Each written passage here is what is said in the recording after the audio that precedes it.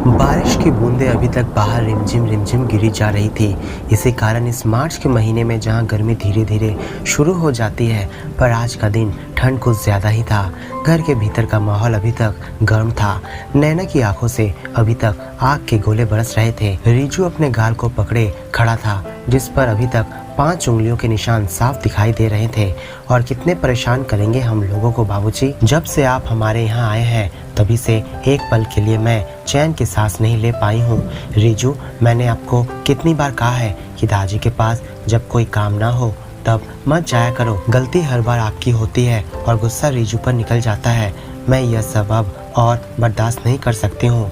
आज आपके बेटे को आने दीजिए। मैं यह मामला आज सुलझा कर ही रहूंगी।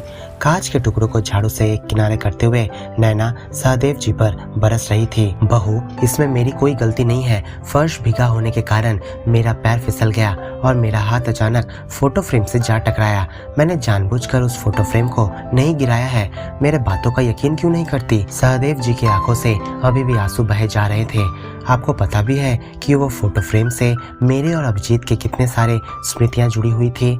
उसे तो आपने एक ही बार में मिट्टी में मिला दिया। उस फोटो फ्रेम को अभिजीत ने मुझे शादी की पहली एनिवर्सरी पर दिया था। आप इसकी अहमियत क्या समझेंगे? आपको तो केवल बेटे की कमाई की पड़ी रहती है। गुस्से में नैना सहदेव जी को क्या बोले जा रही थी उसे भी पता नहीं था। आज आने दीजिए उनको। मैं अब आपके साथ एक घर में नहीं रह सकती। आज ही मामला रफा दफा करती हूँ। बुदबुदाते हुए नैना रिजू को कान पकड़कर अपने कमरे में ले गई। 7 वर्षीय रिजू अब दादी को रोता देखकर मम्मी को बोल बैठा। आप दादी को गलत समझ रही हैं मम्मी। दादी सही कह रहे हैं। मैंने भी अपने आंखों से देखा है। उन्होंने जानबूझकर फोटो फ्रेम को नहीं गिराया है।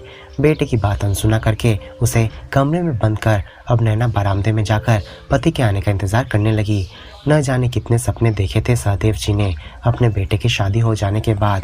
गांव में जब अभिजीत विद्यालय में पढ़ने के लिए जाया करता था तब उसके पापा न जाने कितने खिलौने खरीद कर अभिजीत को दिए थे। अपने सीमित आय में उन्होंने घर को किस तरह चलाना है तब सीख लिया था। गांव के छोटे से स्कूल में अध्यापक की नौकरी कर रहे सहदेव जी अपने बेटे को होनहार बनाने के लिए हर तरह के प्रयास किए। जब अभिजीत की मां रेखा जी बीमार हुई तो उन्होंने अकेले ही अभिजीत और उसकी बहन रिमझिम को संभाला था। सुबह का नाश्ता तैयार करने से लेकर कपड़े धोने तक सभी काम वे खुद किया करते। शाम को बच्चों को पढ़ाना और उनको स्कूल भी देकर आना वे स्वयं ही किया करते। उनके पास इतने पैसे भी नहीं थे कि पत्नी के इलाज के लिए डॉक्टर और दवाइयों में से पैसे बचाकर कोई काम वाली रख अपने ऊपर से थोड़ा काम का बोझ कम कर सके। एक रोज जब वे स्कूल से घर आए तब उनके दोनों बच्चे सिर नीचे झुकाए खड़े थे। रसोई घर की तरफ देखते ही उन्हें सारा माजरा समझ में आ गया। माँ से छुपकर दोनों रसोई घर से अचार के बोतल निकाल रहे थे और तभी कुर्सी का बैलेंस बिगड़ जाने के कारण उनका अचार का बोतल नीचे गिर गया और इधर उधर कांच के टुकड़े बिखर गए। उन्होंने दोनों बच्चों को न डांटा न मारा, बस इतना ही कहा कि तुम दोनों को अपनी गलती का एहसास हो गया है, इसलिए तुम मेरे सामने सिर झुकाए खड़े हो। मेरे लिए तो बस इतना ही काफी है। बीमार पत्नी की सेवा में उन्होंने कोई भी कसर नहीं छोड़ा था। पूरी जिम्मेदारी के साथ उन्हें स्वस्थ करने में लगे थे। सुबह जब भी निकलते तो कहते तुम जल्दी स्वस्थ हो जाओगी, चिंता न करो। इसी तरह से वे अपने पत्नी का ढाढ़स बांधे रखते। गांव में रहकर सीमित तनख्वाह में वे दोनों की परवरिश कर रहे थे। समय के साथ दोनों बच्चे कब बड़े हो गए उन्हें पता ही नहीं चला। सहदेव जी की पत्नी भी अब स्वस्थ हो गई थी, पर वो अभी पहले जैसा दौड़ धूप नहीं कर सकती थी। सहदेव जी को अच्छे पेंशन के पैसे मिलने पर वे अभी घर में काम वाले भी रख लिए थे। अभिजीत कॉलेज की पढ़ाई पूरी करने के बाद विदेश चला गया था। वहीं उसकी नौकरी लग गई थी, पर अपने माता पिता के प्रेम ने उसे भारत आने पर मजबूर कर दिया और वो भारत में ही अब नौकरी करने लगा। यही सब सोचते हुए सहदेव जी अपने कमरे में अटैची में सामान बांध रहे थे। तभी नीचे से हॉर्न की आवाज़ सुनाई दी। अभिजीत जब बाहर कार से उतरा तो अपनी पत्नी को बरामदे में देखकर उसे पहले ही अंदाजा हो गया था कि आज फिर से घर में कुछ कहासुनी हो गई है और इसलिए उसकी पत्नी बाहर खड़ी उसका इंतजार कर रही है। अभिजीत जैसे ही नैना के पास गया, नैना गुस्से में कहने लगी, तुम्हारे बाबूजी को यहाँ रखने की क्या जरूरत है? पता भी है तुमको कि उनके पीछे कितना खर्च बढ़ गया है? जब से वे आए हैं तब से घर में तनाव ही बना हुआ है। न मैं ठीक से अपने सहेलियों को घर में बुला सकती हूँ और न ही कहीं तुम्हारे साथ घूमने निकल सकती हूँ। हर वक्त बाबूजी का ख्याल ही मुझे रखना पड़ता है। आज तो उन्होंने हद ही पार कर दी।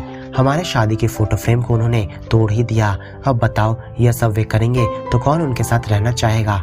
मैं अब उनके साथ और एडजस्ट नहीं कर सकती। उन्हें आप गांव भेज दीजिए, वहां पर खेती बाड़ी करके अपना गुजर बसर कर लेंगे। पत्नी को शांत करते हुए अभिजीत अब कहने लगा, इतनी सी बात के लिए तुम बाबूजी पर इतना गुस्सा क्यों कर रही हो? तुम क्या भूल गई कि पिछले हफ्ते ही जब तुमने बाबूजी का चश्मा गलती से टेबल पर से गिरा दिया था तो उन्होंने क्या तुम्हें कुछ कहा था? 3 दिनों तक बिना चश्मे के वे अपने सभी काम करते रहे। अगर तुम उनके जगह होती तो क्या कर पाती? मुझे पता नहीं तुम्हें क्या हो गया है। हर वक्त तुम बाबूजी में कुछ न कुछ गलतियां निकालते ही रहती हो। इतना सब सुनकर भी नैना नासमझ बनकर कहने लगी, मुझे नहीं सुनना ये सब बातें। आप अभी मुझे और रीजू को मायके देकर आइए। मैं अब एक पल भी यहाँ पर ठहर नहीं सकती हूँ। इतना कहकर वो रीजू को अपने कमरे में से लेकर बाहर आ गई। अब अभिजीत धीमे कदमों से अपने बाबूजी के कमरे की ओर बढ़ा। दरवाजे को थोड़ा ढकेलते ही वो अपने आप ही खुल गया। बाबूजी एक पुरानी अटैची में अपना सामान रख रहे थे। अभिजीत ने देखा कि उसमें उसके बचपन के स्लेट पेंसिल, कुछ रंग किए हुए किताबें और कुछ मेडल्स थे। आप हमें छोड़कर कहाँ जाएंगे बाबूजी? आपके बिना तो मैं रह नहीं पाऊंगा, अभिजीत ने धीमे शब्दों में कहा। बहुत दिनों से रिमझिम मुझे अपने पास बुला रही थी। उसे लगता है कि मैं सिर्फ तुझसे ही ज्यादा लगाव रखता हूँ। उसे तो मैं बिल्कुल भूल गया हूँ। इसलिए मैंने निर्णय लिया कि अब मैं रिमझिम के पास ही जाकर रहूंगा। बहू को भी मैंने कह दिया है। वहाँ जाने से रिमझिम भी बहुत खुश होगी। तेरी माँ भी वहीं पर तो है। मुझे भी उनके साथ समय बिताना चाहिए। इतना सब कह ही रहे थे कि तभी धड़ाम से एक जोरदार आवाज सुनाई दी। अभिजीत दौड़कर बाबूजी के कमरे से बाहर निकला तो देखा कि नैना के जन्मदिन के लिए लाए गए कीमती घड़ी टूटकर जमीन पर बिखरी पड़ी थी। नैना के अचानक लापरवाही से हाथ लगने के कारण वो घड़ी टेबल पर से नीचे आ गिरी, जिसे अभी अभी अभिजीत ने खरीद कर लाया था। बाबूजी भी अब कमरे से बाहर निकल कर आए और उन्होंने कांच के टुकड़ों को एक पैकेट में भरना शुरू कर दिया। बेटा, बहू को तुम उसे कमरे में लेकर जाओ। उसकी तबीयत ठीक नहीं है, उसे विश्राम की जरूरत है। मैं ये कांच के टुकड़े साफ कर देता हूँ, तुम निश्चिंत रहो। इस बुजुर्ग के बातें सुनकर अब नैना को उसके गलती का एहसास होने लगा था। नैना की आंखें अब बाबूजी की बातें सुनकर डबडबा आई। पता नहीं उसे अब क्या हो गया कि वो बाबूजी के सामने अपनी नजरें नहीं मिला पा रही थी। यह परिवार का प्रेम था, नहीं, एक बुजुर्ग पिता का स्नेह जो उसे अंदर तक झकझोर दिया था। इसी अवस्था में वो बाबूजी के सामने सिर झुकाए बस किसी तरह जाकर खड़ी हो गई और सिर्फ इतना ही कह पाई, हो सके तो मुझे माफ कर दीजिएगा बाबूजी, मुझसे गलती हो गई थी। बाबूजी के चेहरे पर एक हल्की सी मुस्कान तैर गई। उन्होंने कुछ नहीं कहा, बस कांच के टुकड़ों को साफ करके अपने कमरे की ओर चल दिए और उन्हें फिर से बचपन में किए गए अभिजीत और रिमझिम की बातें याद आ गई। तो दोस्तों, क्या आपको ये कहानी अच्छी लगी तो इस वीडियो को लाइक और अपने दोस्तों के साथ शेयर जरूर करें और ऐसे ही नई स्टोरी सुनने के लिए हमारे चैनल को सब्सक्राइब करना बिल्कुल ना भूलें।